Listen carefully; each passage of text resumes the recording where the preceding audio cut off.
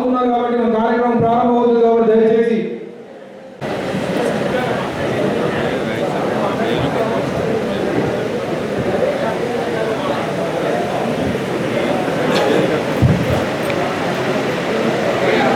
శ్రీధర్రావు గారు, సురేఖ గారు, మరి ఇతర ప్రజలంతా వెయిట్ చేస్తున్నారు. దయచేసి పాటించే ఆవశ్యకత ఉన్నది. ప్రతి ఒక్కరికి పేరు పేరున కంపల్ రిక్వెస్ట్. అయితే ఒక 10 నిమిషాల్లో కార్యక్రమం స్టార్ట్ అవుతుంది.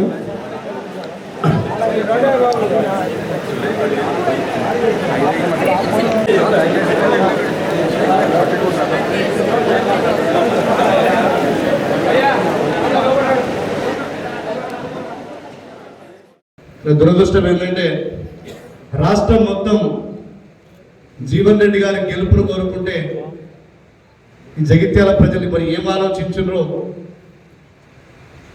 మనందరి ఇలా శాసనసభలో జీవన్ రెడ్డి గారి లోటు చాలా స్పష్టంగా కనబడుతుంది.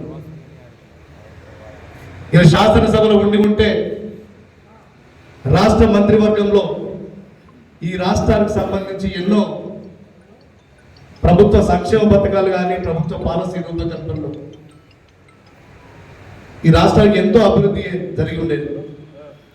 దురదృష్టవశాత్తు వారు ఎప్పుడు ఓడిపోయినా కూడా ఒకటే మరి చెప్తుంటారు, 94లో ఓడిపోయినప్పుడు 96 ఉప ఎన్నిక వచ్చినప్పుడు ఈ రాష్ట్రంలో ఎవరు ఊహించినంత భారీ మెజారిటీ ఆనాడు ఉప ఎన్నికలు గెలిచారు. 54 మన 18 శాసనసభ ఎన్నికల్లో ఓడిపోయినప్పుడు కూడా ఆ రోజు మనకు గ్రాడ్యుయేట్లు అసలు పోటీ చేసే పరిస్థితులు లేకుండే. అన్ని పార్టీలు అందరు ఏకమై రాజకీయాలకు పార్టీలకు అతీతంగా ఆ రోజు జీవన్ రెడ్డి గారిని శాసన మండలి సభ్యునిగా ఎన్నుకున్నారు.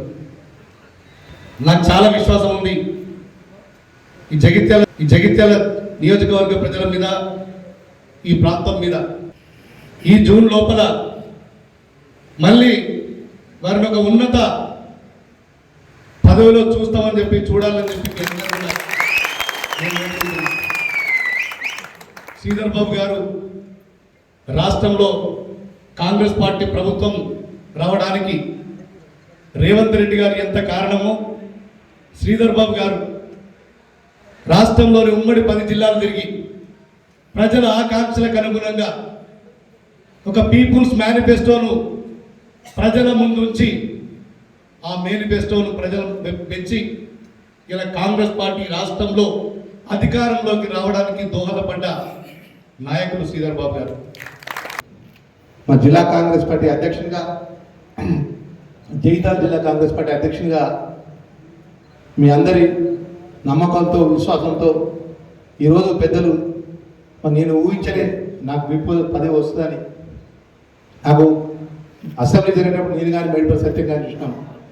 ఈ రాష్ట్ర అసెంబ్లీ నడవడంలో కానీ ప్రభుత్వ పరంగా క్లిష్ట పరిస్థితుల్లో కూడా ప్రభుత్వానికి అండగా ఉండి శ్రీధర్ బాబు గారు శాసనసభ వ్యవహారాల మంత్రిగా వారు సమయస్ఫూర్తిగా మాట్లాడే సందర్భం చూస్తే ఇంత పెద్ద నాయకుల దగ్గర, పెద్ద జీవన్ రెడ్డి, శ్రీధర్ బాబు గారి నాయకుల దగ్గర మాకు అవకాశం వచ్చి వారి ముందు వారి పక్కన కూర్చున్న అవకాశం వచ్చి ఆ అసెంబ్లీలో మాట్లాడేటువంటి సబ్జెక్ట్ విషయంలో కూడా నిజంగా ఎంత క్లుప్తంగా స్పష్టంగా మాట్లాడతారంటే నేను చాలా విషయాలు నిన్న కూడా మార్నింగ్ అడిగినా, సార్ 6 గ్యారెంటీ పథకాలు అన్నా, మరి ఇంకా 4 గ్యారెంటీ పథకాలు సార్ ఏం లక్ష్మణ్ కుమార్ ఏదేమన్నా కానీ లక్ష్మణ్ కుమార్ నేను మంత్రిగా చెప్తున్నా, నువ్వు జిల్లాలో పోయి ఇక్కడ విప్పుగా ఎక్కడ పోయినా చెప్పండి, 4 గ్యారెంటీ పథకాలు ఆర్థికంగా ఎంత భారం ఉన్నా మనం అమలు చేసి తీరుతాము, దీనిలో భయపడాల్సిన అవసరం లేదన్న విషయం అదేవిధంగా మా మిత్రులందరూ కూడా చాలా కాలంతో ఎందుకు ఎక్కువ మాట్లాడకుండా ఒకటి నేను మనవి చేయదలుచుకున్నా. మా ఇక్కడ పెద్దలందరూ కూడా లక్ష్మణ్ కుమార్ అంటే మీ కుటుంబ సభ్యుడు, కార్యకర్తకి వచ్చిన 20 సంవత్సరాలు కష్టమైన, ఇబ్బంది అయినా, అవమానమైనా అయినా వేరే పార్టీకి సంబంధించిన టీఆర్ఎస్ పార్టీ, బీజేపీ పార్టీ ఎన్ని ఇబ్బందులు పెట్టినా కూడా పార్టీ జెండా పట్టుకొని కాంగ్రెస్ పార్టీ నమ్ముకున్న పెద్దలు శ్రీధర్ బాబు గారు, జీవన్ రెడ్డి గారు నమ్ముకున్న రాష్ట్ర నాయకులు పెద్ద రేవంత్ రెడ్డి గారి నాయకత్వంలో కూడా రాబోయే కాలంలో ఈ 5 సంవత్సరాల్లో కూడా ఎవరికి ఏ ఇబ్బంది ఉన్నా మీ లక్ష్మణ్ కుమార్ అంటారా మీ కుటుంబ సభ్యుడిగా మీరు ఎవరు పిలిచినా, మీరు ఏ విషయం చెప్పినా నేను బాధ్యతతో మీద చేతులు జోడించి మా కార్యకర్తలు అందరూ కూడా మనం చేసుకుంటున్నాం. వారి పాత్ర పోయించడం జరిగిందో, శ్రీధరరావు వారు ఏదైతుందో వీళ్ళ ప్రజానీకాన్ని ఆకర్షించడంలో రేపు కాంగ్రెస్ పార్టీ అధికారానికి వస్తే మనం చేయబోయే కార్యక్రమం ప్రధానంగా చెప్పండి. కేవలం వీళ్ళ ప్రభుత్వం యొక్క వైఫల్యాలను ఎత్తి చూపడమే కాకుండా కాంగ్రెస్ పార్టీ ప్రభుత్వం అధికారం రావడంతో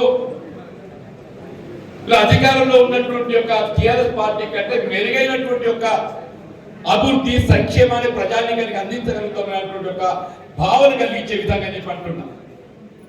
నేను మేనిఫెస్టో రూపకల్పన అంటే ఇది సాధారణ విషయం కాదు. అఖిల భారత స్థాయిలో మేనిఫెస్టో కమిటీగా చిదంబరం గారు ఉన్నారు. అఖిల భారత స్థాయిలో ఇచ్చిన మేనిఫెస్టో కమిటీగా ఆనాటి యూనియన్ ఆర్థిక శాఖ మంత్రులు చిదంబరం గారు అని చెప్పి అంటున్నారు. రాష్ట్రానికి సంబంధించి కూడా ఏదైతుందో ఇటు రాజకీయ అనుభవంతో పాటుగా ఇటు ఆర్థిక వనరులు కూడా మనం ఏ మేరకు సమీకరించుకోగలుగుతామో, ఏ మేరకు కార్యక్రమం అమలు చేయగలుగుతామనే వాస్తవ దృక్పథంతో ప్రజల్లోకి పోయే విధంగా ఏదైతుందో ప్రణాళిక రూపొందించగలుగుతున్న భావంతో వారికి బాధ్యత అప్పగించడం. ఒక స్వయంగా మొత్తం రాష్ట్రం పర్యటన చేపట్టి కరీంనగర్ జిల్లా కూడా వచ్చిందని చెప్పంటూ నేను రాబోయే కాలంలో ఏదైతుందో మీరు శ్రీధర్ బాబు గారు మేము ఎవరు ఉన్నాం అనే సమస్య కాదు సార్. మీరు ప్రభుత్వం ఏ ఆలోచన కార్యక్రమం మీరు రూపొందించిన మీరు రాష్ట్ర స్థాయిలో జగిత్యాల జిల్లా ప్రథమంగా నిలబెట్టేటట్టు ఆ కార్యక్రమం చెప్పే బాధ్యత. మీరు మాకు నెలకోసారి ఇట్లా వచ్చిపోండా ఆ మీద 4 లక్షల రూపాయలు చూసుకుంటాం. అట్లా నేను ఉన్నా చెప్పి ఒకసారి చూపెట్టు నెలకోసారి ఆయన 4 వారాలు ఆయన చూసుకుంటాడు. మీ ప్రభుత్వ కార్యక్రమాలు ఏదైతుందో రాష్ట్రంలో ఏదైతే జగిత్యాల జిల్లాను అగ్రస్థానాలను అమలు చేసి చూపెట్టాడు బాధ్యత మేము ఉమ్మడికి చెప్పండి. మా కార్యకర్తలు అన్నదండ మా కార్యకర్తల యొక్క మనోధైర్యం మాకుందని చెప్పంటున్నాం. ఎన్నికల్లో గెలవడం జయాలు నీవని చెప్పినంత టీవీలో చూపెడుతుంటారు. నేను ఎన్నిసార్లు గెలిచి ఎన్నిసార్లు ఓడిపోయింది మొత్తం రాష్ట్రంలో అన్నిసార్లు గెలిచి ఉండలేడు, అన్నిసార్లు ఓడిపోయి ఉండదు. చెప్తున్నాను మీకు లెక్కలు పెట్టున్నావా. నేను 6 సార్లు ఎమ్మెల్యే కలిసి, ఒకసారి ఎమ్మెల్సీ కలిసి, ఒకసారి సబ్ డివిజన్ కలిసి 83లో గెలిచిన, 89లో గెలిచిన, 96లో గెలిచిన, 99లో గెలిచిన, మళ్ళా 2004లో గెలిచిన, మొన్న 2014 గెలిచిన. 6 సార్లు గెలిచిన ఎమ్మెల్యే. ఒకసారి ఎమ్మెల్సీ గెలిచిన 7, ఒకసారి సందీప్ ప్రత్యక్షంగా ప్రజలతో ఓడించుకోండి. ఇక ఓడిపోయే లెక్క చెప్తా. నేను 85లో ఓడిపోయినా, 94లో ఓడిపోయినా, 2009లో ఓడిపోయినా, 2018లో ఓడిపోయినా, 2023లో ఓడిపోయినా. 5 అయినాయా? 2 సార్లు పార్లమెంట్ ఓడిపోయినా. నేనేంటి కదా ఆ టికెట్ అదే చూపెడుతున్నాడు. జీవన్ రెడ్డి అత్యధికంగా రాష్ట్రంలో ఓడిపోయినాడు జీవన్ రెడ్డి అంటే ఓడి గెలిచి లెక్క చెప్తున్నాడు, ఓడి లెక్క చెప్తున్నాడు. మొత్తం రాష్ట్రంలో అత్యధికంగా గెలిచిన నేనే, అత్యధిక ఓడి గెలిచింది నేను చెప్పాను. ఈరోజు మేము ఎప్పుడు చెప్తా ఉంటాం, నాకు ఎప్పుడు బాధగా ఉంటుంది. జీవన్ రెడ్డి గారిని నేను రమ్మన్నారు, వచ్చి మీటింగ్ పెట్టమన్నారు. అసలు నాకు ఇక్కడ రావాలంటే సార్తో ఎప్పుడు కూడా అంటారు. 2018లో వారు ఒకసారి ఓటమి చూసినప్పుడు నేను సార్ మీరు పోవద్దని చెప్పిన, అనేక సందర్భాల్లో చెప్పిన. ఎందుకంటే నిత్యం ప్రజల్లో ఉన్న వ్యక్తి, అంటే ఇంత ప్రజల్లో ఉన్న వ్యక్తి మొత్తం 119లో ఎవరు 24/7 పనిచేస్తారు. అక్కడ నేను చూసిన వారి ఇంట్లో కట్టె గుడిసి మీద కూర్చొని పొద్దుగాల నుంచి రాత్రి వరకు అనునిత్యం ప్రజలకు వచ్చిన సమస్యలను పరిష్కారం చేసే ఒక నాయకుడు ఉన్నాడంటే ఒక ఆదర్శంగా ఈరోజు మాకు అందరికీ కూడా ఒక స్ఫూర్తిదాయకంగా రాజకీయం అంటే ఈ విధంగా చేయాలని మరి నడిపించే వ్యక్తి పెద్దలు జీవన్ రెడ్డి. నేను చిన్నప్పుడు ఎప్పుడో ఇంట్లో రాజకీయ కుటుంబం కనుక రాజకీయాన్ని చూసినాం. ఆ తరం నాయకులు మరి మా నాన్నగారు కూడా వారిలాగానే నిత్యం ప్రజల్లో ఉన్న వ్యక్తిగా అప్పుడు రాజకీయాలు తెలియదు. 99 ఎన్నికైన తర్వాత నేను శాసనసభలో అనేక సందర్భాల్లో మాట్లాడితే ప్రయత్నం చేసినప్పుడు ఒక దిశ దశ ఏ విధంగా మనం మాట్లాడాలా, మరి ఏ భాషలో మాట్లాడాలి, ప్రజలకు సంబంధించిన అంశం మనం మాట్లాడేటప్పుడు ప్రజల గురించి వారికి తెలియజేసే విధంగా మాట్లాడాలని ఎప్పుడు కూడా మరి ఒక పెద్ద దిగుగా వారు మమ్మల్ని చూసారు. నన్ను జిల్లా కాంగ్రెస్ అధ్యక్షులు చేసిన అందరు కలిసి పెద్దలు జీవన్ రెడ్డి గారు, స్వర్గీయులైన పూజ్యులు రత్నాకర్రావు గారు, సత్యనారాయణరావు గారు, వారందరూ కలిసి జిల్లా కాంగ్రెస్ అధ్యక్షుడిగా నేను చాలా ఫస్ట్ టైం ఎన్నికైనా 2 సంవత్సరాలకే జిల్లా కాంగ్రెస్ అధ్యక్షుడిగా ఎన్నికాను. ఈరోజు కరీంనగర్, ఉమ్మడి కరీంనగర్ జిల్లాకు సంబంధించిన అభివృద్ధి సంక్షేమం విషయంలో మరి ప్రయత్నం చేద్దాం, ముందుకు తీసుకెళ్లే కార్యాచరణ తీసుకొని ముందుకెళ్దాం. మీరందరూ ధైర్యంగా ఉండండి. 5 సంవత్సరాలు మనం మొదటి టర్మ్ కంప్లీట్ అయ్యే వరకు 6 గ్యారెంటీలు స్పష్టంగా అమలు చేసే ఒక కార్యాచరణ ఉంది. ముందుకు తీసుకెళ్లే ప్రయత్నం చేస్తాం. మనం దిగులు చెందాలి కానీ వాళ్ళే దిగులు చెందుతారు. మనం మొదలుపెట్టిన 10 రోజులుగా ఒక బుక్ తీసి ఇంకా అమలు అయితే లేవు. మనం చెప్పిన అంతా ఎందుకు బాధ, మాకు బాధ ఉండాలి, మా కార్యకర్తకు బాధ ఉండాలి, అవి ఇంకా కావాలి, కృష్ణ ఉండాలి, వారికి ఉంటుంది.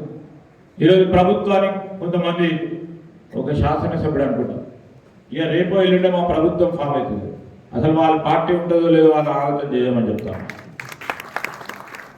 ఎప్పుడు కూలదోషే కార్యక్రమమైనా మనం 19 మంది గెలిస్తే 12 మందిని తీసుకునే కార్యాచరణ తీసుకుంటూ వాళ్ళు మనది అది కాదు. ఈరోజు దాచుకుంటే ఏమవుతున్న వాళ్ళు అదే విధమైన ప్రయత్నం జరుగుతుంది. కానీ ప్రజలు ఇచ్చిన తీర్పును గౌరవిస్తూ ఆ తీర్పు ప్రకారం ముందుకు నడిచే ప్రయత్నం చేస్తూ ఉన్నాం.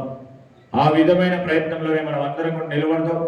నేను ప్రత్యేకంగా జగిత్యాల మరి నియోజకవర్గ ప్రజలందరికీ ప్రత్యేకంగా ప్రతి సందర్భంలో జీవన్ రెడ్డి గారి గురించి, కాంగ్రెస్ పార్టీ గురించి ఆలోచన చేసిన మా కాంగ్రెస్ పార్టీ కార్యకర్త నాయకుడికి మీరు ఆందోళన చెందవద్దు.